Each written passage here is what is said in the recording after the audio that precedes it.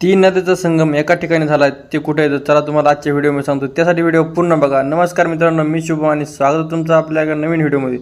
त्याआधी आम्ही गेलो होतो एका शोरूममध्ये सुझुकीच्या, कारण अशोकला गाडी बुक करायची होती. तिथे गेल्यानंतर अगोदरच त्याने सगळं कोटेशन वगैरे केलं होतं. मी गेल्यानंतर आम्हाला त्याने गाडीचे मग फीचर्स वगैरे दाखवायला सुरू केलं की आतमधून गाडी कशी आहे.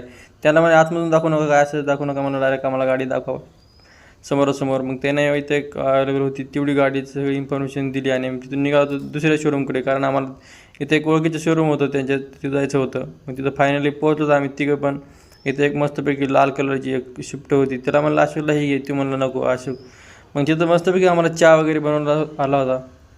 तिघांना पण चहा वगैरे पिला, मस्त गप्पा चालू होत्या की गाडी कशी घ्यायची काय पूर्णपणे. मग तिथे एक एजंट होते, त्यानं आम्हाला पूर्ण माहिती दिली आणि किती कोटेशन किती गाडीला पैसे लागतील तो फायनल झालं होतं. आणि तिथं अशोकनं साईन वगैरे करून आम्ही पोहोचलो तुळापूरमध्ये छत्रपती संभाजी महाराजांच्या समाधीकडे. तर मस्तपैकी आल्यानंतर पूर्ण दर्शन वगैरे घेतले संभाजी महाराजांचे. तिथंच एक छोटंसं मंदिर होतं महादेवाचं, तिथले पण पूर्ण दर्शन घेतले.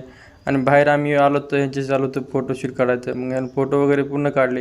आणि हेच ते ठिकाण आहे तिथं तीन नद्यांचा संगम पूर्ण होतो. आणि इथं दादा एक उभा होते, त्याने आम्हाला फक्त पूर्ण संभाजी महाराजांसोबत जे काय झालं ते सगळं माहिती सांगितली होती. आणि हेच ते ठिकाण आहे ते संभाजी महाराजांचे त्यांना म्हणजे तुकडे करून टाकून दिले होते. आणि ते एक परत एक खूप जुनं मंदिर होतं महादेवाचं, तिथे पण दर्शन घेतले. मग जाता जाता आम्ही परत एकदा महाराजांना वंदन केलं आणि तिथून निघालो होतो घरी. व्हिडिओ आवडल्यास लाईक करा.